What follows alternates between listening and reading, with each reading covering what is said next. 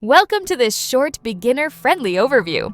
Here are 25 of the most important tips you need to know as a beginner when starting Path of Exile 2. In Path of Exile 2, players choose a starting class, such as the Marauder, Ranger, or Witch, and embark on a journey through a dark fantasy world filled with enemies, loot, and bosses. Characters are further customized through a vast passive skill tree and unique items. Before you start, better know these beginner tips and tricks when starting Path of Exile 2. 1. Understand your class. Each class starts at a different point on the passive skill tree, influencing your initial path. For beginners, start with straightforward classes like the Marauder for tanky melee builds, or Ranger, easy to understand ranged combat. Classes such as Templar or Witch may feel more complex, as they often rely on hybrid mechanics. 2. Read skill gems.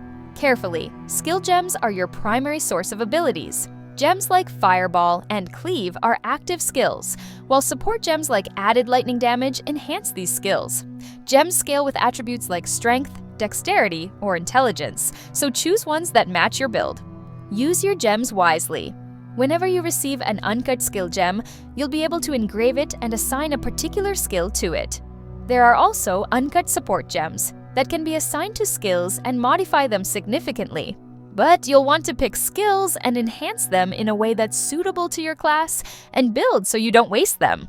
That being said, you can swap skills in and out as much as you want, so if you do get a skill gem that doesn't perform as you hoped, you can slot in an alternative. 4. Learn about the passive skill tree.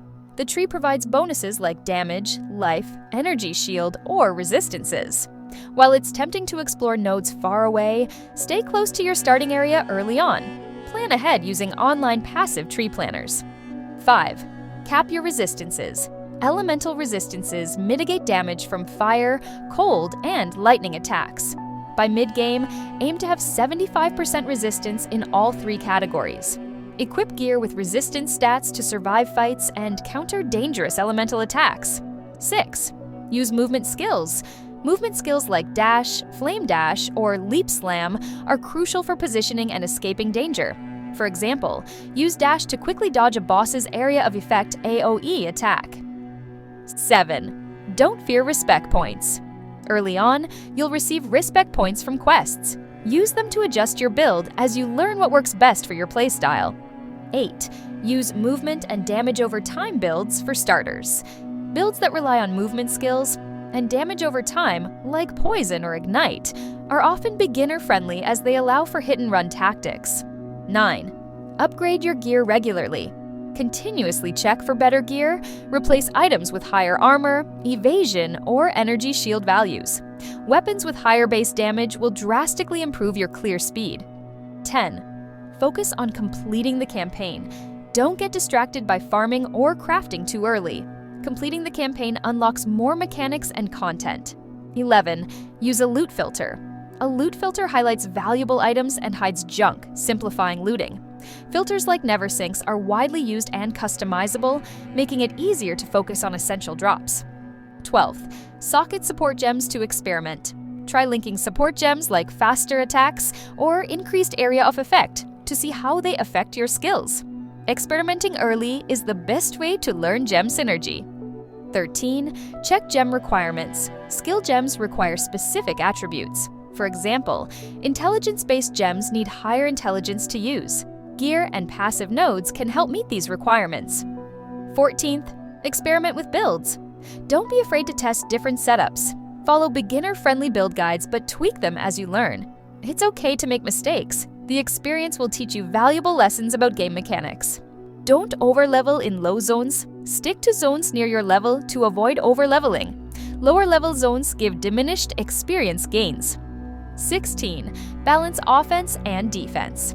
High damage is tempting, but neglecting defenses leads to frequent deaths.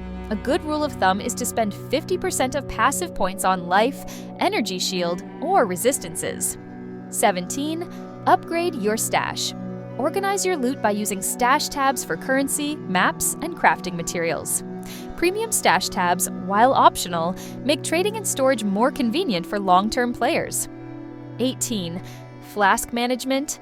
enemies seem to be continuously dropping flasks, and while you'll see a lot of repeats, you'll want to keep checking the stats of them. Every now and then, you'll strike lucky and receive much bigger flasks that will replenish your health and mana in no time with significantly more charges. Don't forget to apply orbs to them as well to transform their affixes and see if you can roll a better flask. 19. Complete side quests.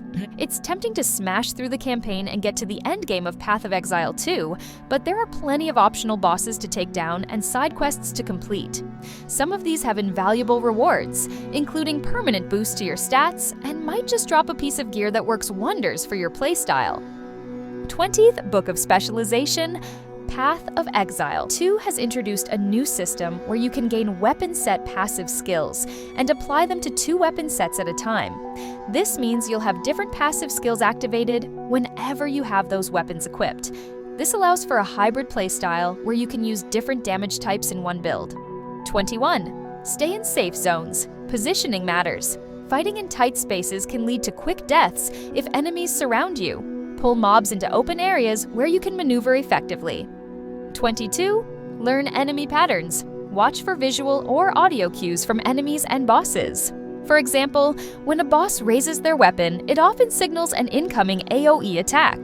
Practice dodging to avoid taking unnecessary damage. 23rd. Trade smart.